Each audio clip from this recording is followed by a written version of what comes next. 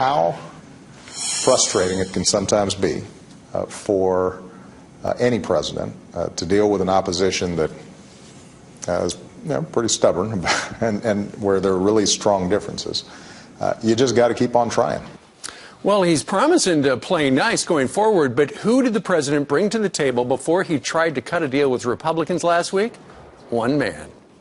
The GOP is playing opposites. Hey, I can play too. Did Republicans think we would notice they're fooling the American people with their opposite day games? Nice try. But we got you. The day after the midterms, the man the president met with was Al Sharpton. Is he the guy to ask for advice when it comes to reaching across the aisle? Huh? Crystal Wright is the owner of the Baker Wright Group and the founder of the conservativeblackchick.com blog, and she joins us today from D.C. Good morning to you, Crystal. Good morning, Steve.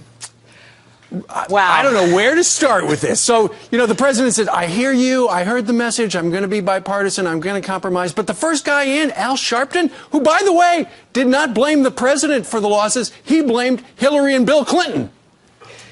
I'm speechless because the last time I looked, Al Sharpton is neither a member of Congress nor the Republican leadership. And by the way, Al, we won. So I don't know what he's all turned upside down about. Al Sharpton, do you not see the results of the election? The American people spoke. They repudiated Barack Obama's presidency. It was a vote of no confidence in him.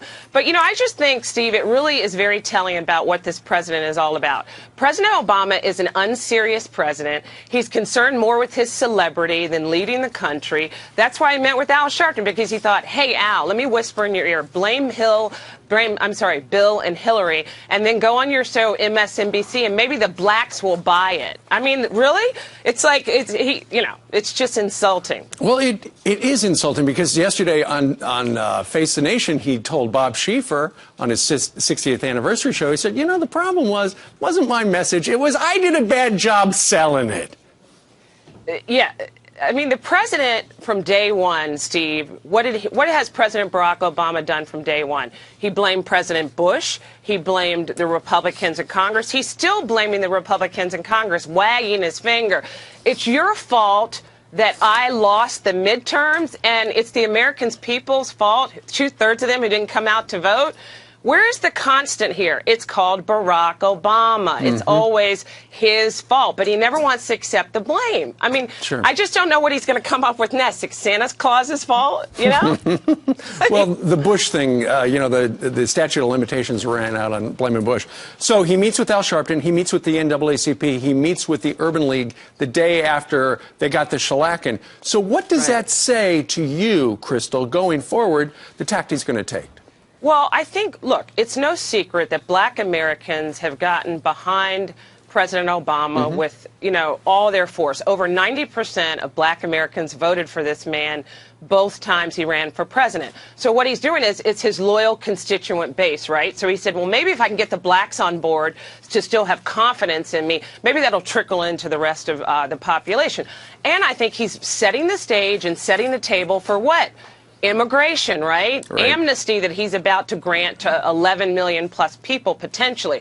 And that does not help black Americans. So I think he's setting the table. He's saying, look, blacks, I still like you guys, even though I'm going to grant amnesty to 11 plus million people, they're going to take away your jobs because the black unemployment, Steve, is what? Almost twice the national average. It's gotten worse. I think that's all I can say. I mean, the guy is so out of touch and unserious. It really boggles the mind. But I really think this is about PR. This president said at his White House press conference last week, I've been in the limelight. I've had endless requests for my appearances.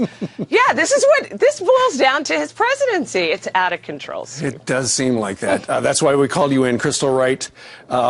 She's got the blog called Conservative Black Chick. Crystal, thank you very much for joining us. Thanks, Steve.